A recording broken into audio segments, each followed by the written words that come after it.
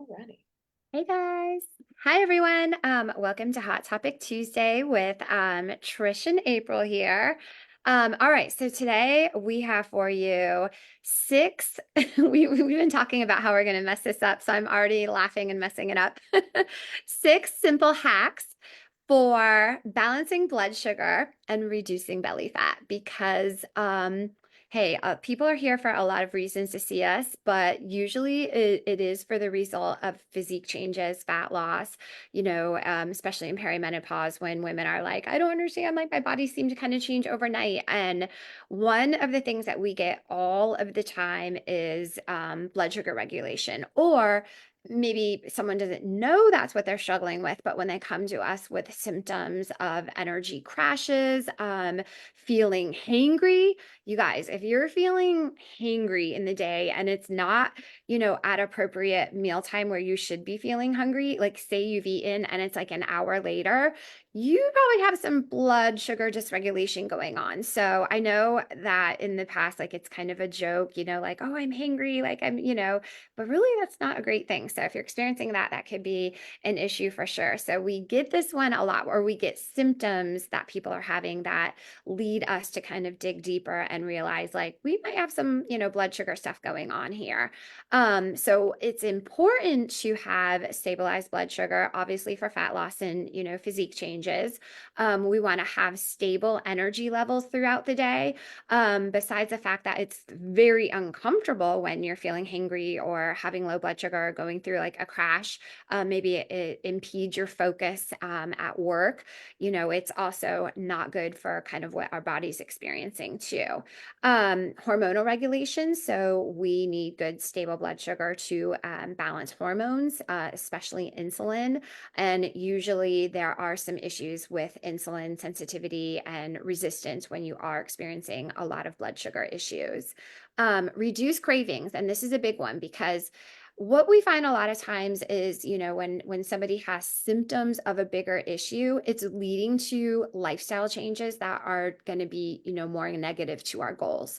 So if you're having erratic blood sugar throughout the day and having these energy crashes, our body wants to seek high energy foods and snacks. So obviously, if we're dependent on those more than not, that's going to lead to, maybe some fat gain, just not the body composition that most people that are seeing us to achieve.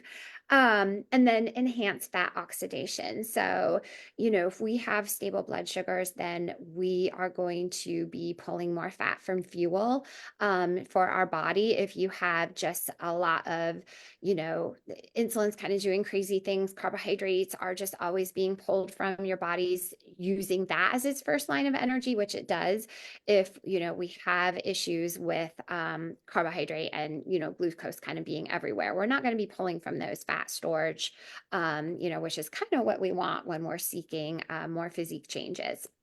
Okay, so those are kind of some reasons why this is important. It's definitely, something we see a lot again with a lot of symptoms with people, and again, can lead to kind of some of those negative lifestyle changes. So here, I'm going to go through the first three simple hacks, and April's going to follow up with the second three.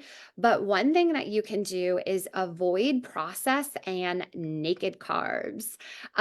So don't eat carbs alone. I mean, there's definitely some context in certain situations where that might be an okay thing. Like if you're getting to embark on a several hour endurance activity, exercise is high, you may be having some simple carbs in that situation. But day to day, we really want to combine our carbohydrates with fat, protein, fiber. All of those will help slow the absorption in the body. Especially protein. It's a great idea to pair carbs with a protein source, anything to just like help that absorption slow down a little bit. And those three macronutrients items are going to be like the top ones to focus on.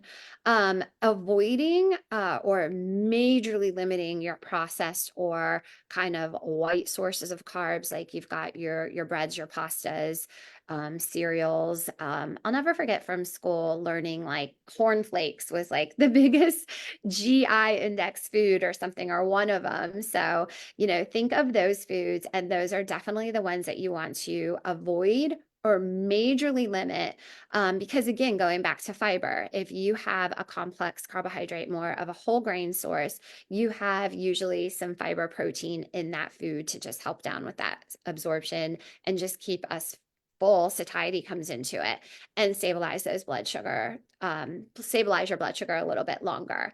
So number two, aiming for at least 30 to 50 grams of protein in each meal is ideal. Again, that will just help slow down absorption. Protein is also satiating. It'll keep you full, has high thermogenesis in our body. So we're actually going to burn a little bit more calories as we're processing and digesting it. So that definitely helps with keeping those blood sugars stable. Some really great ways that you can get 4 ounces or 30 to 50 grams of protein without even having to measure are focusing on 4 ounces, which is usually a palm size. You can do something like a cup of plain yogurt. 4 eggs will get you there, 1.5 cups of cooked lentils. So you can get to your protein even if you're following more of a vegetarian or vegan plan. Chickpeas go into there, or 5 ounces of tofu. So really not too hard to do. Again, even if you're plant-based, you can kind of get there. Number three is including healthy fats in your meals. So aiming for 20 to 30 grams at each meal paired with protein, can kind of help out with that absorption. So using maybe a fattier cut of meat that will also, get you to your protein sources, but also help out with fat. So having proteins and fats balanced in your meals will definitely mitigate that blood sugar spike that we're trying to avoid. And fat's a little bit easier to come by. It's in most things we're eating, but really focusing on some of those healthier sources like your non-seed oils. Avocado, whole eggs are amazing. Nut seeds, if you can tolerate those really well. And, again, choosing maybe more of the grass-fed meats, those fattier cuts of meats will definitely get you there. All right, that's all I have for you. April's gonna do the last three for us. So number four is eat your food in order. And it's funny, we were talking about this in our Facebook community, and it's something as simple as eating your food, in a certain order, like, or eating your plate in a certain order can make a major positive impact in balancing overall blood sugar. With that being said, you want to eat your protein, your fats, and fiber first, and then carbs last. And it doesn't have to be in that order. It can be, fiber first. So like you can eat your veggies first, and then your protein source, and then the dietary fat. And like Trish said, you can have the fat and the protein combined together. So an instance where it would be separate would be like where you choose to have a lean protein source, like say some 4 ounces of chicken breast, which would be 30 grams of protein, and then half of an avocado. That would be a good healthy fat source. Or you could do 4 ounces of grass-fed beef, which would be, have your fat and your protein together. But protein, fats, fiber, so your veggies, and then your carbs last. And it's funny because I'm a carb lover. I love carbs. I have always eaten my carbs last, always, only because I saved the best for last, because it's like, Yes. I don't want to savor it. I don't ever eat it first. I always eat it last, and that seems to be the optimal way.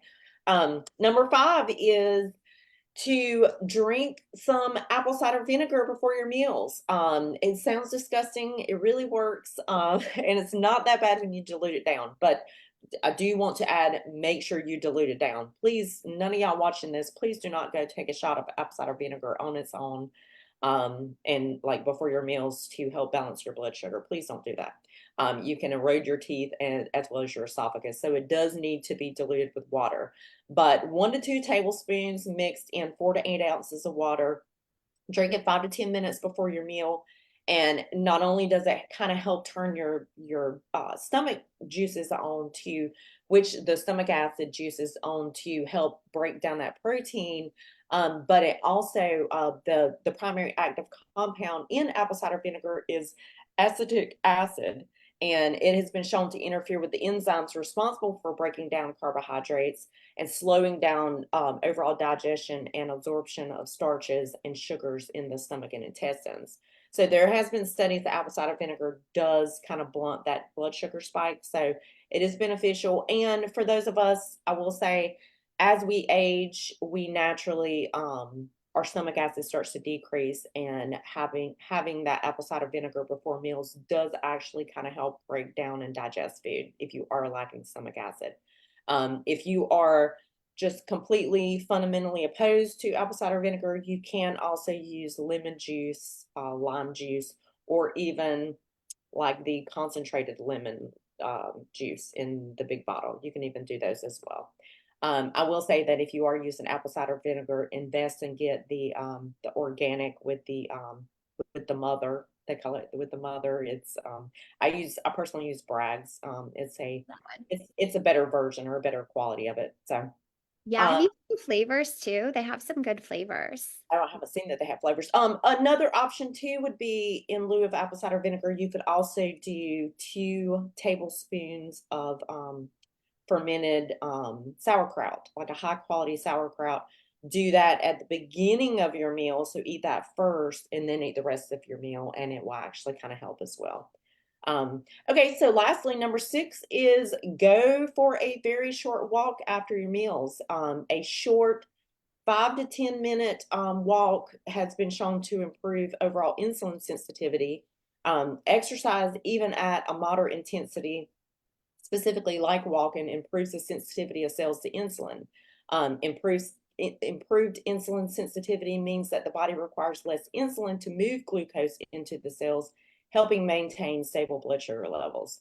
So just something simple, and you don't have to do like nothing high intensity, like no hit, no high intensity, nothing like that, because that will actually kind of disrupt the digestion process.